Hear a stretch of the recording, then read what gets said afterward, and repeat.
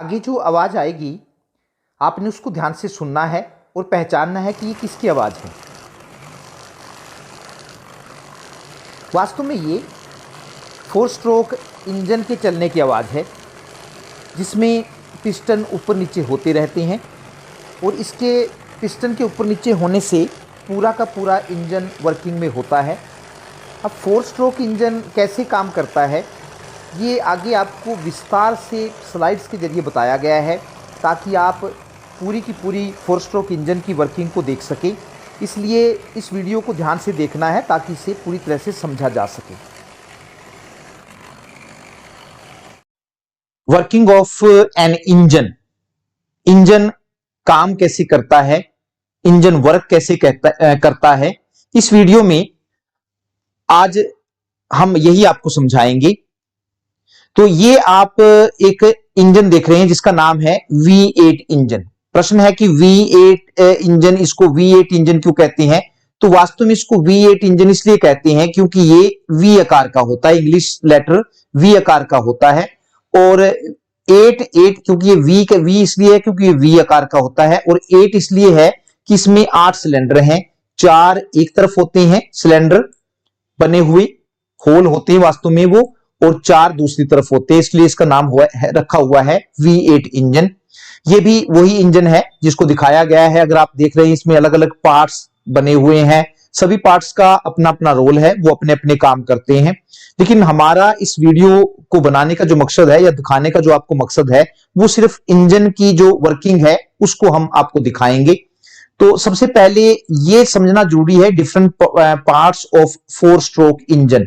4 stroke engine की बात यहां पर हो रही है, तो उसके अलग अलग पार्ट्स हम आपको दिखाएंगे और साथ में ये भी बताएंगे कि 4 इंजन को 4 स्ट्रोक क्यों कहते हैं। क्या बात है कि उसको आपने सुना होगा कि जो इंजन है कार का वो 4 स्ट्रोक है। तो 4 स्ट्रोक का मतलब जो है वो बहुत सारे लोग नहीं जानते हैं कि 4 स्ट्रोक का मतलब क्या होता है। तो पहले उसके पार्ट्स देखेंगे और उसके बाद उसके 4 स्ट्रोक्स देखेंगे कि क्यों उसको 4 स्ट्रोक कहा जाता है। तो ये अगर आप देख रहे हैं इंजन का ये एक हिस्सा है, और ये जो है इसको हम सिलेंडर्स कहते हैं। ये जो होल आप देख रहे हैं इनको हम सिलेंडर्स कहेंगे। इसमें ही पिस्टन घूमता है, जो पिस्टन का काम है ऊपर नीचे होने का काम वो पिस्टन करता है, और ये इसमें ही जो है वो सारे के सारे प्रोसेस है, तेल अंदर जाता है फिर वो जलता है, वो सारे के सारे काम सिलेंडर में होते हैं। पिस्टन भी इसी में डला होता है।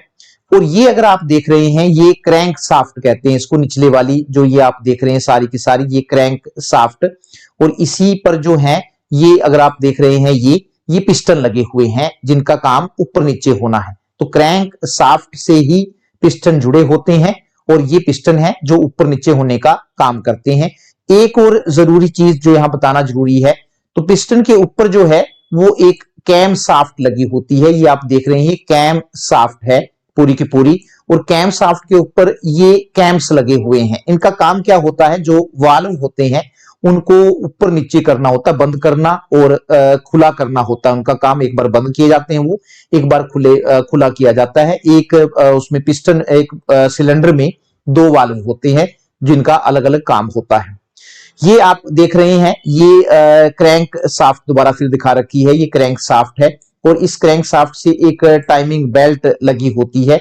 टाइमिंग बेल्ट का जो काम है वास्तव में वो टाइमिंग बेल्ट जो है आगे ऊपर कैम साफ्ट से जुड़ी होती है, और इसका काम होता है इसको पूरे को घुमाना। कैम साफ्ट जब घूमती है तो उसके साथ ये कैम गियर्स हैं, तो उसके साथ जो ऊपर ये कैम्स लगे होते हैं ये भी घूमते हैं, और जिसके कारण जो वाल्व हैं वो खुलते हैं और बंद होते हैं। अब 4 स्ट्रोक्स की बात आ गई। 4 स्ट्रोक क्या है, 4 स्ट्रोक इंजन को 4 स्ट्रोक क्यों कहते हैं? तो वास्तव में उसमें 4 स्ट्रोक होते हैं, 4 अलग अलग स्टेप्स होते हैं, 4 अलग अलग काम होते हैं, जिसलिए उसका नाम 4 स्ट्रोक रखा गया है। पहले स्ट्रोक में अगर हम बात करें स्ट्रोक नंबर 1, इसमें इनटेक इसको नाम दिया गया है। इनटेक का मतलब है कि इसमें जो पिस्टन है, ये अगर आप पिस्टन देख रहे हैं, पिस्टन नीचे की तरफ जाता है।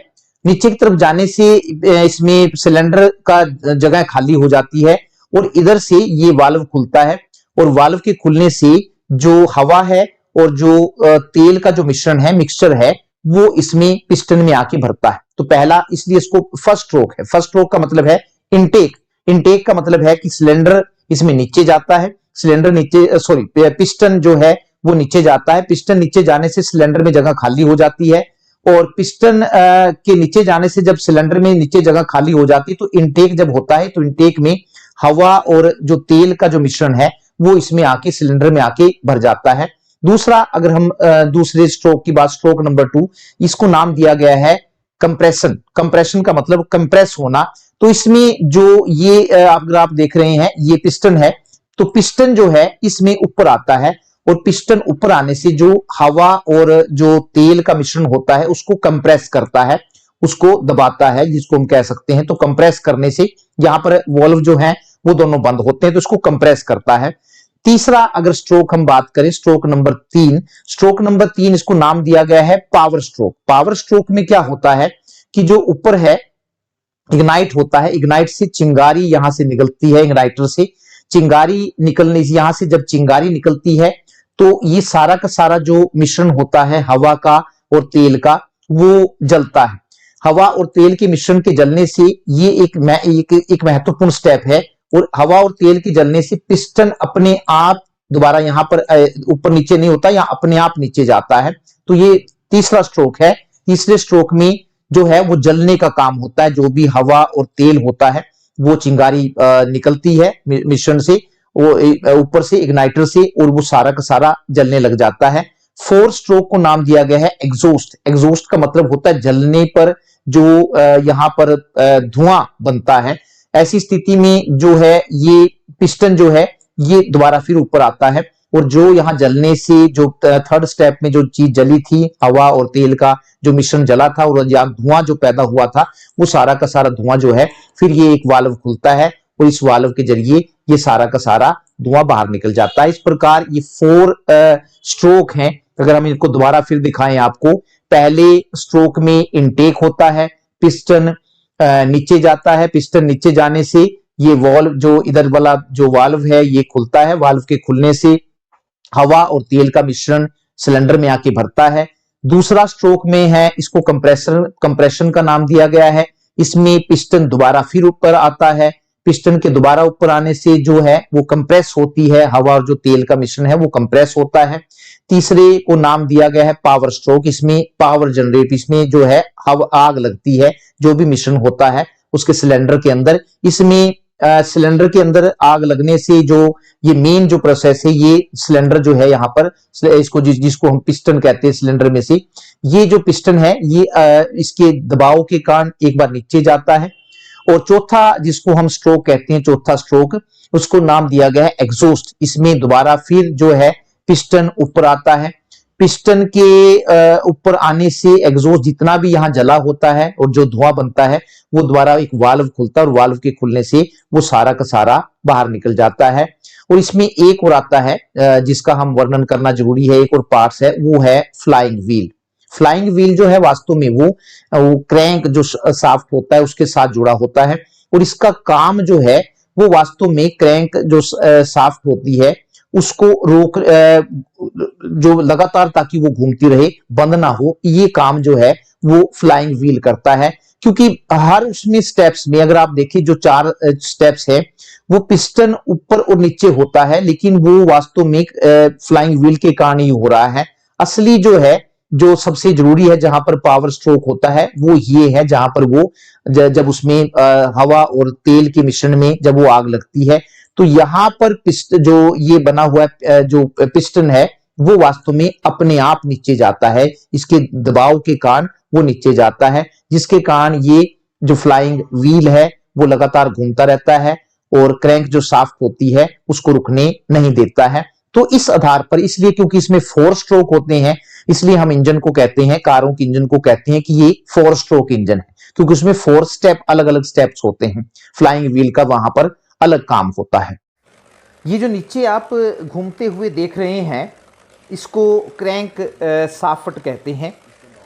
क्रैंक शाफ्ट का काम ये होता है कि इस पर पिस्टन टिके होते हैं, और ये पिस्टन बारी बारी से ऊपर नीचे होते रहते हैं, और ऊपर नीचे होने इसका जो अलग इसका प्रोसेस होता है कि किस तरह से होते हैं। ये पिस्टन आप देख रहे हैं, और इनको ऊपर नीचे जो करने का काम है वो क्रैंक शाफ्ट करती है। ऊपर नीचे जो नहीं होते हैं वास्तव में ये इनटेक जो आपने पीछे देखा है पूरी की पूरी प्रोसेस कैसे पिस्टन ऊपर नीचे होते हैं।